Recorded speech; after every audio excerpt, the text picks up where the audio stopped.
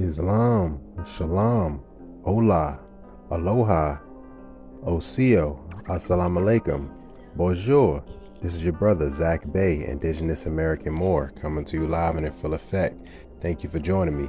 Like, share, subscribe to my channel. Hit that notification bell if you want to be notified whenever I'm dropping new content. Leave a comment. Just interact with my content. Thank you. I appreciate it. Peace and love to all the Moors, all the Muslims all over the world. I hope everybody's enjoying their holy day, enjoying time with the fam, enjoying time with the tribe. We're jumping into some definitions today. Really hope I can help somebody. We're talking about trust. All right. So I was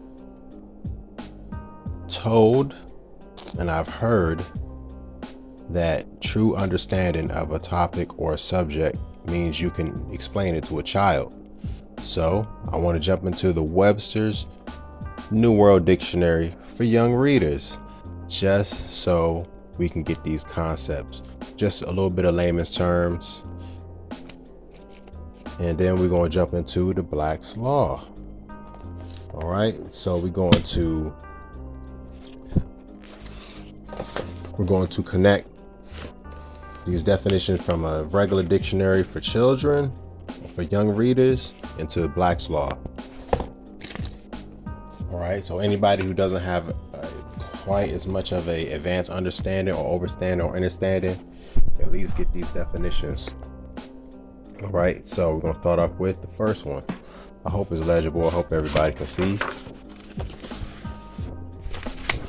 Oh, we lost it. 1 second.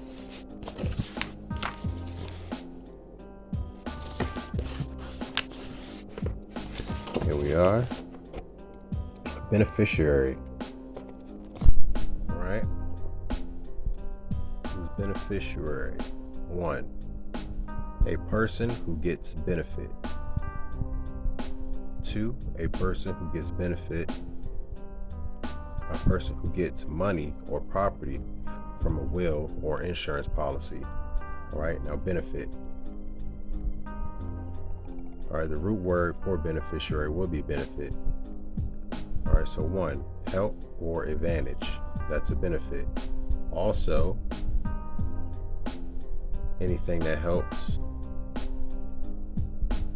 someone speak louder so those in the rear can hear. All right, but I want to look more into number 2. The benefits are often money paid by an insurance company and or the government, etc., as during an old age or sickness or death. All right, so most people think of benefit as money that comes from a government, from an insurance policy or something like that. And then that's the root word for beneficiary, pretty much like help, person who gets a benefit, person who gets some kind of help or money or insurance. All right, in this part, it says to be helped, profit. All right, so there's 1, that's benefit, just for young readers. All right, now we're gonna go over here to the Black's Law. Let's see what it says about benefit and beneficiary. All right, so in Black's Law, beneficiary. All right, so that was just like a basic definition for children, but in a legal sense, still similar. 1 for whose benefit a trust is created, a Siskiyou trust. All right, so a Siskiyou trust is another word for beneficiary. All right, that's the more advanced term for beneficiary. A person having the enjoyment of property of which a trustee, executor, etc. has the legal possession.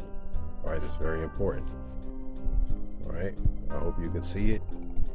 Pause it if it's not legible, but hopefully it is. All right, a person to whom a policy of insurance is payable, one receiving benefit or advantage, or one who is in receipt of benefits, profits, or advantages. All right, I want to take it over here to beneficial heir. it's important that it says, I thought it was interesting that it says in Louisiana law, one who has accepted the succession under the benefit of a inventory regularly made. All right, so succession means like pretty much like a line, proper order. All right, also one who may accept the succession with the benefit of inventory. Okay, so that's heir. You always have to remember the word heir, beneficiary, heir. That's us. We are the beneficiary heirs of this land that the U.S. government is on. All right, so we're going to go into benefit. All right, so this is the root word, beneficiary, advantage, profit, fruit, like the fruit of someone's labor, privileges, advantages. All right, a pecuniary advantage or profit, gain, account, interest, the whole benefit, and entire beneficial interest. All right, so that's when you think of benefit and beneficiary.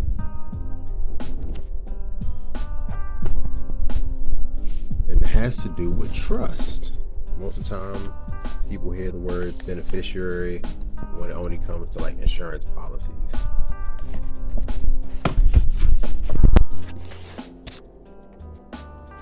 All right, but we connect these things together. All right, so now we're going to trust. And it's back in the Webster's Dictionary for young readers. All right, so trust. What exactly is trust?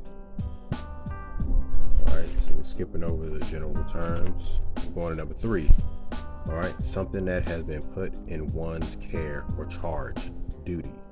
All right, as in the child's welfare is a sacred trust. All right, now going down to number 6.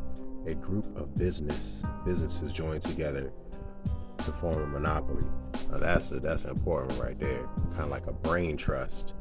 A group of businesses joining together to create a monopoly. And that's back with like what J.P. Morgan and Rockefeller and Ford did back in the industrial era. All right, now number 2, to put something in the care of. All right. So number 3, going down to this other part, back to number 1 though, past number 3. It says adjective 1, of the trust, of a trust or held in trust, acting as trustee, okay, as for like a company, in someone's trust, entrusted to, someone's care, trusted to. Okay, pretty much just having the duties and the charge of pretty much taking care of something. That's what a trust is, or being entrusted, trustee. Now, don't forget, these are legal terms. These are just like the basic terms for like children we're going over. Trustee, a person who is put in charge of a property or affairs of another person. Any of a group of people, like a board of trustees for a company that manages the affairs of a college, hospital, etc. Trusteeship, the position or work of a trustee, the right that has been given by the United Nations to a country to manage the affairs of a certain territory, called a trust territory. Now this one was important right here. I was a little surprised that this definition was actually like a children's dictionary, but this one is actually dated back in like, I believe like 79, like 1979. So, you know, some things in here that they didn't really take out, that they already like revised and re-edited in these later versions, that I'm sure that it wouldn't be inside like something marked for children or young readers. But yeah, I really thought that was very important. The right that has been given by the United Nations to a country to manage the affairs of a certain territory, called a trust territory. Exactly what's going on over here, like Puerto Rico. and they operating on the U.S. They operate in the U.S. territory on our land like it's just a corporation, but they operate in a trust. But we are the beneficiaries of said trust. All right, so we're going into trust. Just want to get a little bit more advanced here, back into the Black's Law. All right, so trust, in general, a right of property, real or personal, held by one party for the benefit of another. The other is normally the beneficiary or the Siske QB. Okay, a confidence reposed in one person who is termed trustee for the benefit of another, who is called the Siske QV. The Siske Q Trust. Respecting property which is held by the trustee for the benefit of the Siske Q Trust beneficiary. Any arrangement whereby property is transferred with intention that is to be administered by trustee for another's benefit. Okay, so transferring property. All right, so it goes from the ownership of, say, an individual to the trust. All right, so it goes from like a person into the trust, which is secured. Hopefully it's perfected. All right, so we keep going.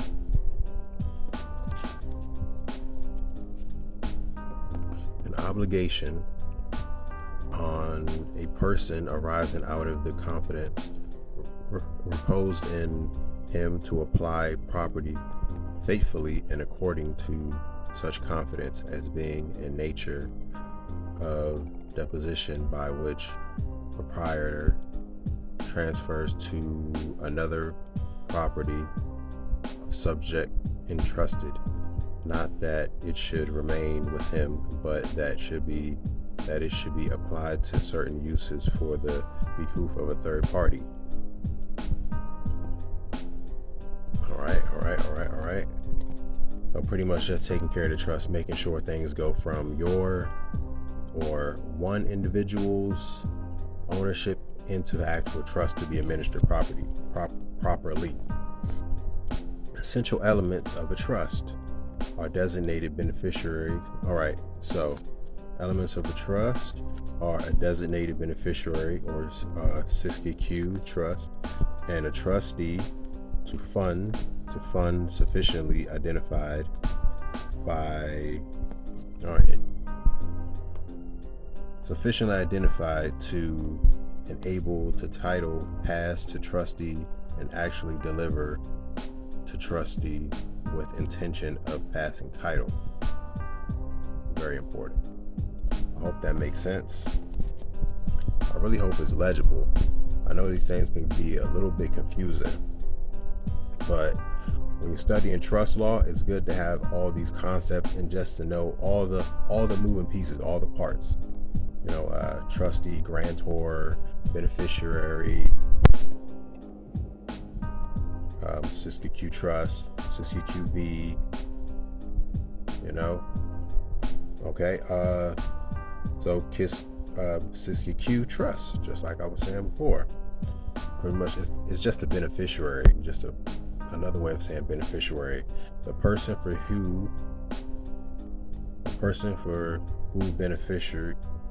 whose benefit a trust is created, or who enjoys the income or the avails of it, right? Contingency trust. Pretty much a trust just in case something happens in the future. As you can see, an express trust, when it says express, that means executed immediately. Express trust depending for its operation upon a future event. It's very important. So say someone passes, this thing will be executed immediately. You know, that's what most people hear about trusts being executed when someone passes. Someone transitions, someone dies. Then it goes to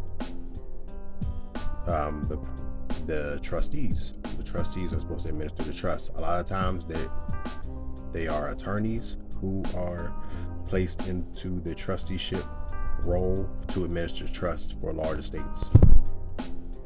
Okay, a dry trust. What exactly is a dry trust? It says different.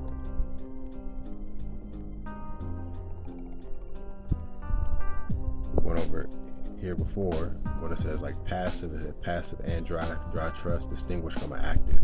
All right, so a dry trust is one which merely vests a legal title in the trustee and does not require the performance of any active duties on his part to carry out the trust. So pretty much just the trust is pretty much in the name of property goes from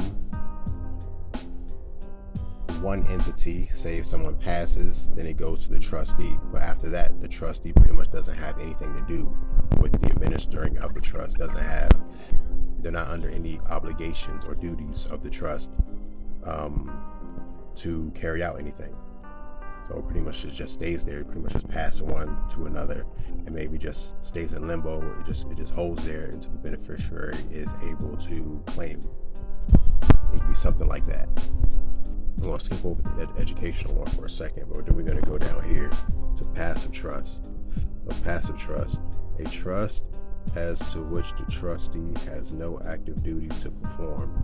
See, pretty much the same thing. How it says it's different, distinguished from an active trust. So passive trust and dry trust are distinguished from an active trust, which have duties that a trustee are obligated to perform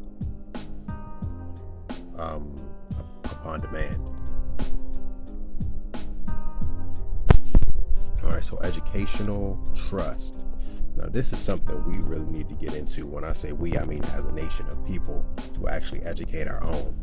Okay, so it says a trust for the founding, endowing, and supporting schools for the advancement of all useful branches of learning, which are not strictly private.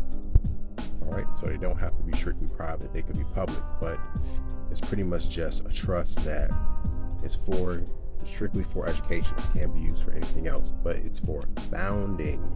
See, that's the important part, founding and endowing.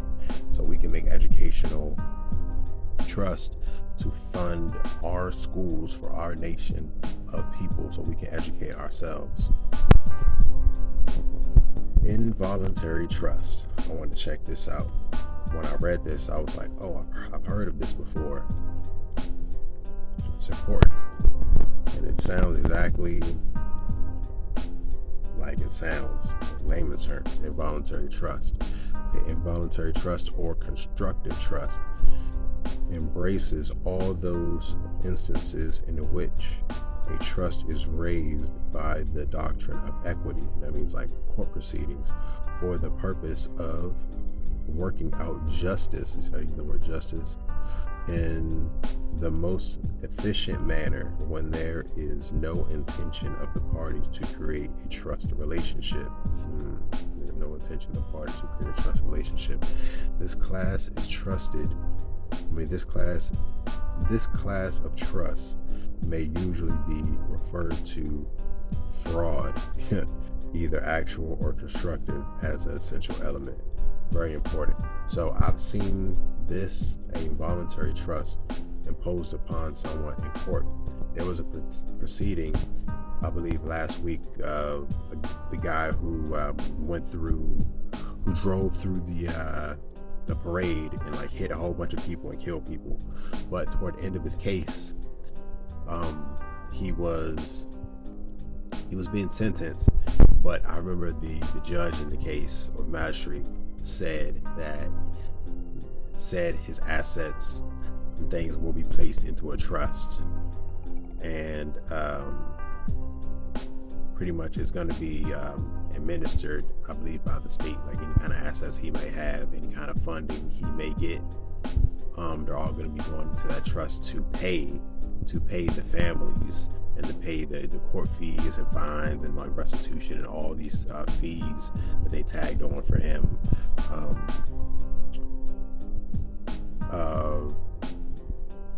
representing himself in court. All right, yeah, but that was important. Like, that was, hopefully it's legible, hopefully you can see it, screenshot if you can. But when I read this, that immediately made me think of that. So jumping from that right to this: trust in victim, a constructive trust imposed by equity, contrary to the trustee's intention and will upon property in his hands. See, it's very important. All right, so it says imposed. So when you see this word equity, it's like court or something like that. All right, it's contrary. That's the opposite of what you want. Contrary to the trustee's intention and will upon property in his hands. All right, so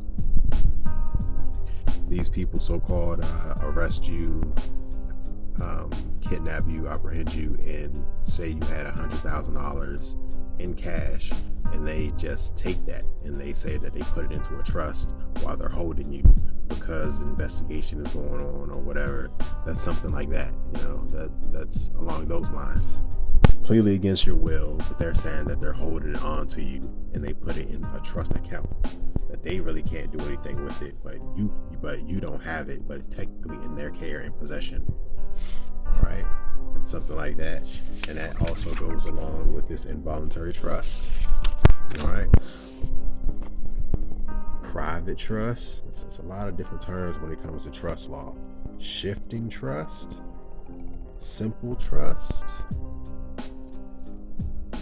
Totten trust. Look at this, trust allotments. I like this one. I want to go with trust allotments. All right, trust allotments. All right, you see how I got the word Indians up in there, so have to go into that one. Trust allotments. Exactly what is that?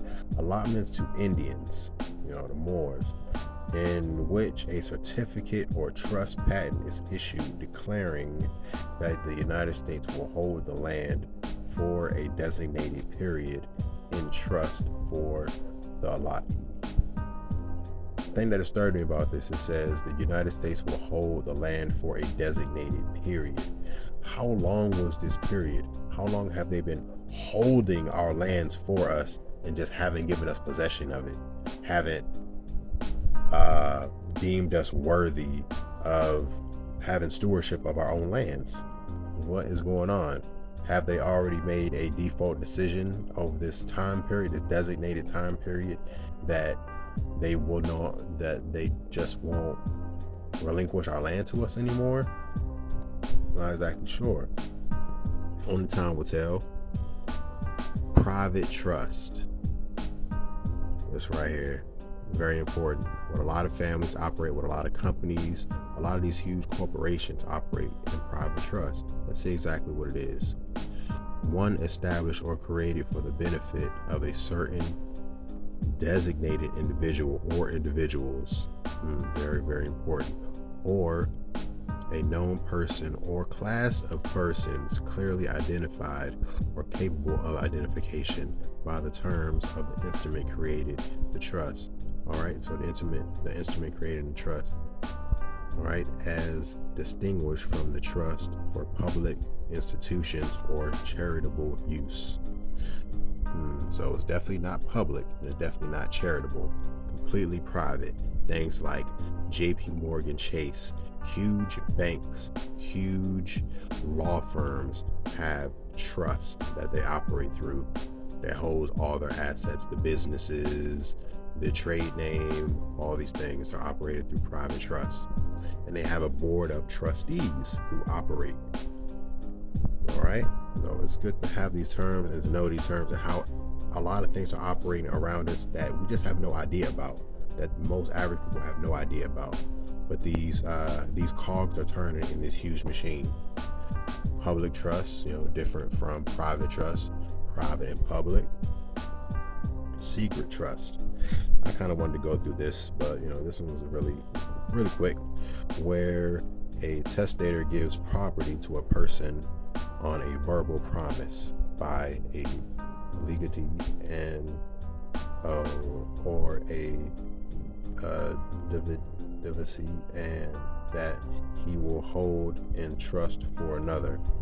So pretty much, if someone, it says verbal, so it's not written, it isn't in writing anywhere, it hasn't been notarized, there isn't any kind of record of it, pretty much. So it's secret. It's pretty much that, say your grandfather left something for you and gave it to your uncle. Your uncle said, your grandfather gave it to me, he didn't give it to your father, but your grandfather gave it to me to give it to you, just in case. That's something of a secret trust. Shifting trust, I thought that one was important. An express trust, which is settled that it may be operated in favor of a beneficiaries, additional to or substituted for those first named upon specific contingencies. I hope you can wrap your head around that one. Simple trust, a simple trust corresponds with the ancient use. I thought that was important. Ancient use. So these terms have been around for a very long time. All right, and arise where property is simply vested in a person for the use of another, and the nature of the trust not being qualified by the settler is left to the construction of law. Okay. A trust company. It says a corporation formed for the purpose of taking, accepting, and executing all such trust as may be lawfully committed to it, and acting in testamentary trustees under deeds and settlements, or for the married woman executed guardian etc. to the function, are sometimes but not necessarily added the businesses of the acting as fiscal agents for corporations, attending to the registration and transfer of their stock. All right. So when I was saying how banks and huge corporations have like boards of trustees, it's pretty much like a company, a trust company. So it's just like bonds, stocks. They pretty much operate and they control all these things. These agents, they control the company's stocks, they control the company's bonds, they control the company's assets. All right, for the benefit of the company. All right, so it's not just like a CEO or somebody like that. A CEO most likely is a member of like these trust boards, but they're not the only ones. All right, trust deposit has to do with funding trust, where the money and property is deposited to be kept intact and not commingled with other funds or properties of the bank. All right, so just making sure the funds of a trust are kept separate from personal funds or assets. Trust fund. All right, a fund held by a trustee for the specific purpose of the trust. In a more general sense, a fund which legally or equitably is subject to be devoted to a particular purpose and cannot and should not be diverted therefrom. All right, so that's like if it's the educational trust. If the trust fund is set up specifically for the child to get a higher education, then it must be used for such purposes. And that is the duty and the obligation of the trustee to make sure that the beneficiary gets the benefit of said trust. All right. So I hope this stuff is legible. I hope you can see it. I hope I didn't go on too much. I hope I wasn't too confusing. Please ask in the comment section if you need me to go over some other things more slowly, some of the stuff in more detail. Once again, this is your brother Tarik Bey, Indigenous American Moor, coming to you live and in full effect. Peace and love. Thank you. Study, study, study, study. Peace.